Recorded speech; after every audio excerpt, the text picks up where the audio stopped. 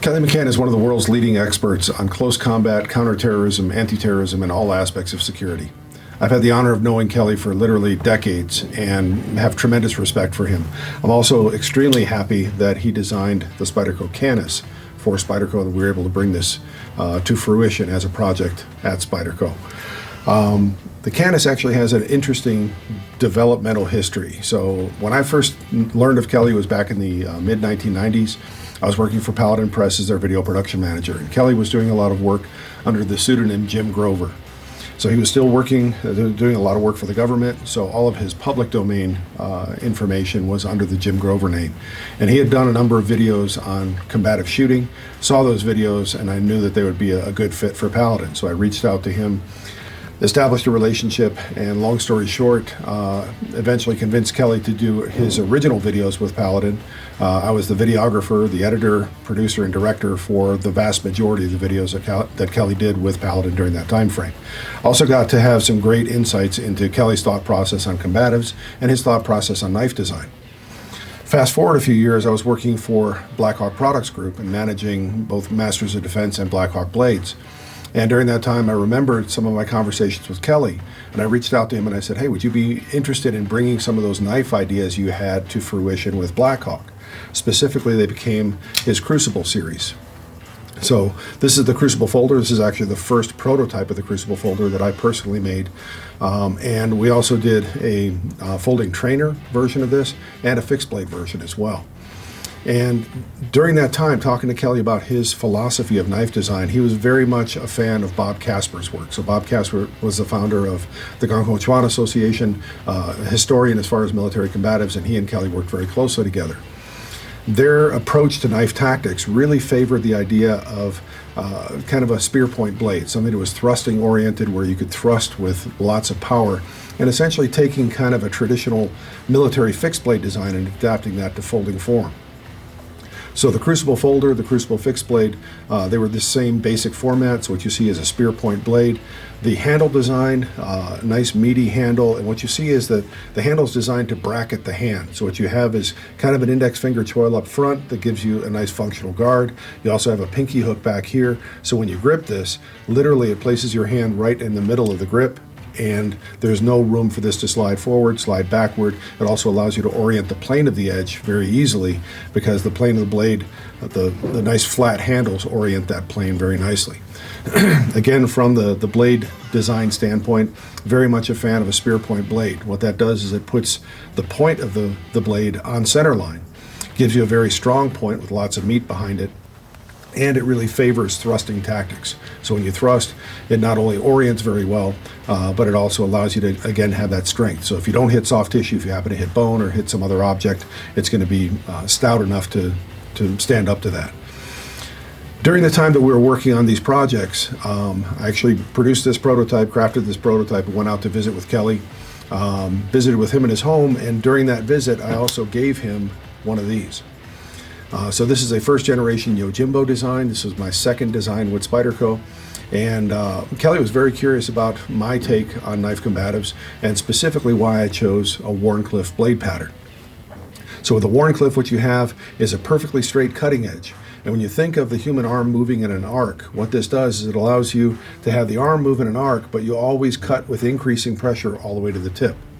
If you have curve or belly to the blade, there comes a point where the arc of motion of your arm and the arc of the belly of the blade coincide. And at that point, you're no longer cutting any deeper into the target. My approach to knife combatives, my approach to defensive knife use is much more geared toward cutting than thrusting, so cutting performance is high on my list of things to do. Kelly was very interested in my take on things, and what probably resonated most with him was, I describe it in simple terms. I said a Wharncliffe is basically a box cutter on steroids. Kelly, coming from kind of the gritty combative side of things, respected box cutters and the damage they could do on the street. So when I gave him this, he was not only grateful for the gift of the knife, but it also became kind of a paradigm shift as far as his thought process. So like everything that Kelly does, he went out, did, first of all, validated my thoughts by doing live blade cutting with his Yojimbo. He realized the cutting power was there. The Wharncliffe did deliver that and delivered it in spades. And he started to reconsider his approach to knife design. Toward the end of my time with Blackhawk Products Group, he actually approached me with the Canis design. And unfortunately at that time, or actually fortunately in the grand scheme of things, we weren't able to follow through on that project while I was still with Blackhawk. But I left Blackhawk, landed here at Spyderco, and I reconnected with Kelly and I said, hey, would you be interested in pursuing the Canis once again? He was definitely interested, and we were able to make that project a Spyderco project instead of a Blackhawk one.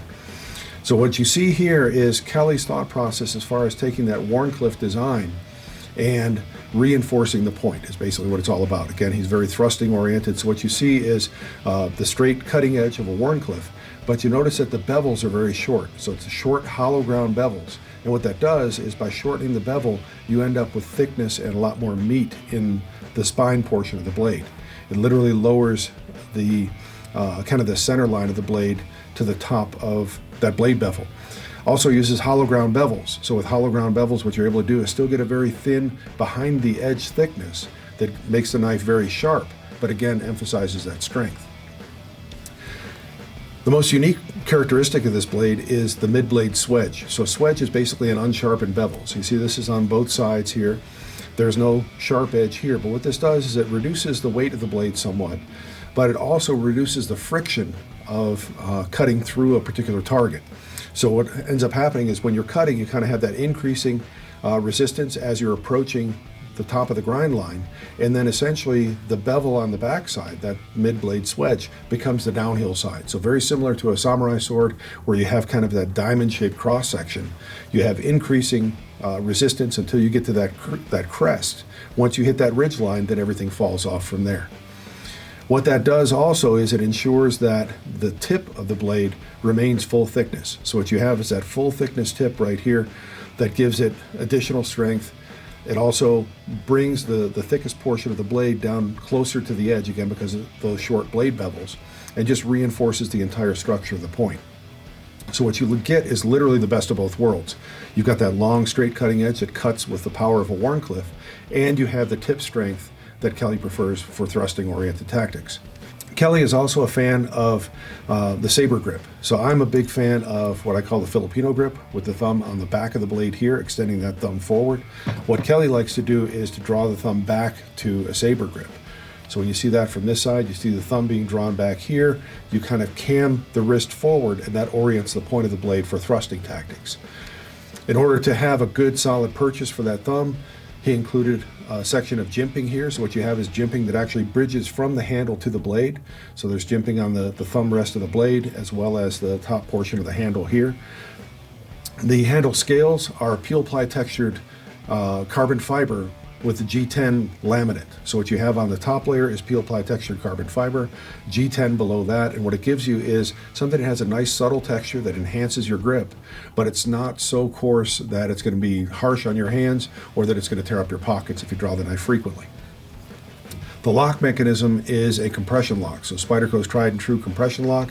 The lock release is located on the back here. So when you open the knife, what it does is it places the lock release under the softest part of your palm, basically the web of your thumb. So there's no way that you could inadvertently release the lock. And compared to a liner lock, this is mechanically much stronger. Different lock geometry, much greater strength than what you would find with a liner lock.